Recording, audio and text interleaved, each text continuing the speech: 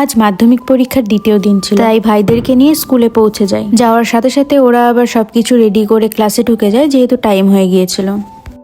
2 hours later. এরপর আমার school সেরে ওদেরকে নিয়ে আমি বাড়ি ফিরি।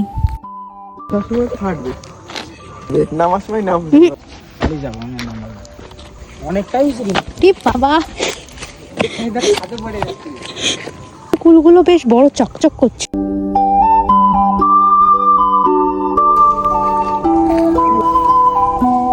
ওই জন্য পড়ে রয়েছে নাকি?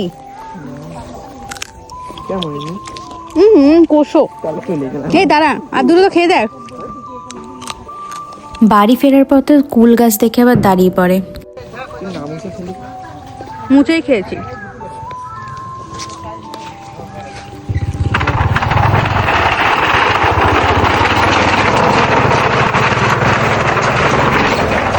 আমাদের কুল খাওয়া শেষ, এবার আমরা বাড়ি যাব।